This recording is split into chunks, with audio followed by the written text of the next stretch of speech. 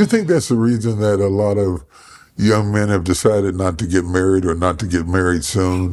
What do you think is the root cause? Is it the intimidation of women going to school more, making more money, or is it more about just enjoying their own lives and being themselves? What do you think that is? From the men that I've talked to about this very subject, it's their fear of being seen for who they really are. Uh-huh.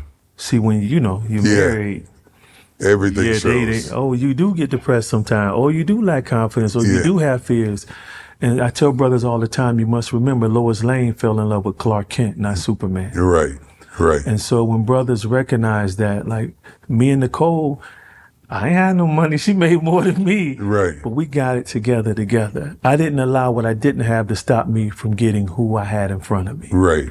And so I tell brothers, like, there's, what's the classic, Mr. Wilson, I need to get my ducks in a row. Right. And I joke, so when have you ever seen ducks in a row? And they start laughing. I'm like, yes, you want to be prepared. Yes, you want to have your finances in order if you can. Mm-hmm. She's called a helper for a reason as well. Maybe that's what it took for me, because now I truly value who my wife is in my life. Right. That I can be transparent, and what makes it even more powerful, Bishop, is when she see you move through the fear. Yeah. When you can say, yeah, babe, I'm a little nervous here, or I'm scared this might not go well, but you still walk through it. Right. That's a testimony. Yeah. I seen you walk through that. But if she never sees it, then you get mad like they don't care. Yeah. You look like you're not affected by anything. Right. And so I believe that's the main reason that men hesitate with marriage. And then you got the fear of divorce. That's really big as well. Right. Taking your money. Right. But if you got the right woman and you know it, right. There's still this hesitancy because she still loves me when she knows who I really am. That's good. Yeah. That's good. Yeah. I think we have that about a lot of relationships. Yes, sir. Yeah. Would you love me if you really knew who I was? And I think that's the deepest kind of loneliness. Loneliness has nothing to do with how many people are around you. Yes, sir. Yeah. Loneliness is all about the depth to which you allow somebody to see inside of you. Intimacy. Intimacy. Yeah. Okay. Yeah, you deep. Because there's something disarming and vulnerable about somebody seeing into you, especially when you're a leader, a teacher, profound, and it's no fun when the rabbit got the gun, and all of a sudden you have to be transparent and say, this story helped me so much. I went to my doctor. I had the flu, and he was writing out the prescription for me to get some medication for the flu. And while he was doing it, I noticed his nose was running. And I thought, you have a profession, but that doesn't stop you from being vulnerable to the same infections that I have. You know how to treat me. But you also still can have the same problems that I do. And I think our country, our world has problems with the fact that we are but men. You have a doctor who's struggling with his weight. Yeah. And is trying to tell you not to do it. And that's why I love being transparent where men could see that, because it frees them from this facade that so many wear, like, we're all works in progress. Right. I may be a little further than you and a little further, behind the next man in front of me. But when men could really see, like, wow, just to hear what you struggle with. Right. I'm human. Right. I'm a human being. And I fought to embrace that. And I won't go back into that box where I have to pretend everything's okay when it's not. Right. Yeah. It's not healthy. It's not. No, repression of emotion is very dangerous. I believe it increases your chances of cancer by 30%, emotional suppression. So it's like, No, I'm okay. I'm gonna express myself in a controlled manner. Of course, I don't want to be dogmatic with my wife.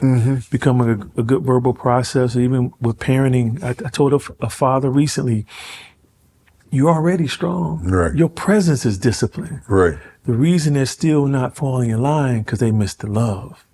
I think we need our wives, and we need the intimacy that they give to us, but I also think we need male friends.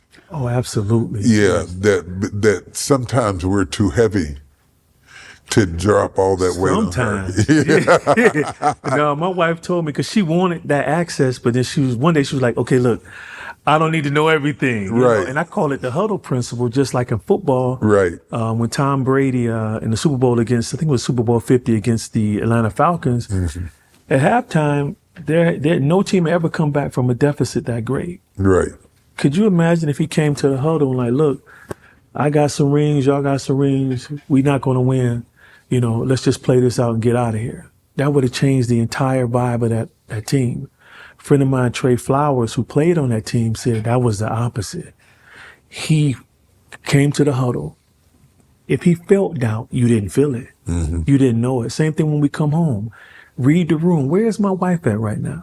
What can you take right now? Right. And so I've learned to be considerate with that because here it is sharing a problem and you'll create another one. Right. So that's what your friends is for. Like my brother Ron, who's here, is like, I can call him when it's heavy and he can call me. Like, I don't ever want it just about me. Right. So I always leave room open for my brother because he needs an ear as well. See, to me, we just had a meal.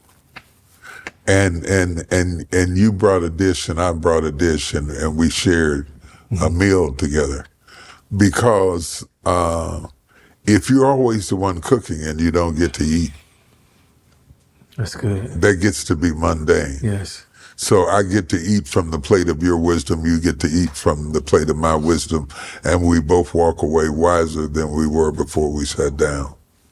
The reason I'm doing this podcast is to expose people. There are some things that preaching doesn't give you, even the listener, because we are so wrapped up in telling about Ezekiel and Jeremiah and all of Daniel and all these people that we sometimes we hide behind them, and it's a camouflage not to talk about you. And you can't get down to practical things like budgeting and financing and that your value is more than who makes the most money.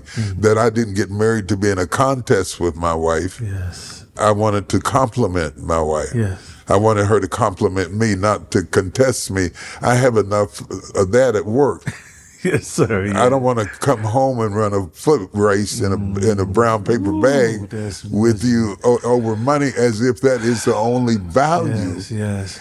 If a woman who stays at home and raises the kids is valuable, then a man can make less money than a woman and take care of the car and go to the mechanic and cut the grass and do things and add value to her life too. But it's about what we value, and we live in a capitalist society where our values often placed so strongly on how much we make. Yes, sir. Yeah. I tell men all the time, when Nicole made more than me, I deposit her check with no issue. Right. No problem. Thank you. You know, but she still needed what money couldn't buy that I provided. Right. And we have to understand that's our role. And I think one of the things that women can help us with is to help us see what we bring to them that they wouldn't have if we were not there. That's good. Because if we end up telling the person at the funeral, you know, I miss Charlie checking the doors at night before we went to bed. You know, I miss how he took out the trash. I miss how he handled problems. We need to hear that living, because sometimes it is not obvious to us, especially as we age. What do we bring to the table? Because we are trained to perform. That's it. Yeah. Not to be present. And that's why a lot of men, speaking to men in their mid-60s and older, who grandfathers in the cave, that transition is hard because if your entire existence is based on performance, right? When you can't perform no more, you feel like absolutely I need it. Absolutely. So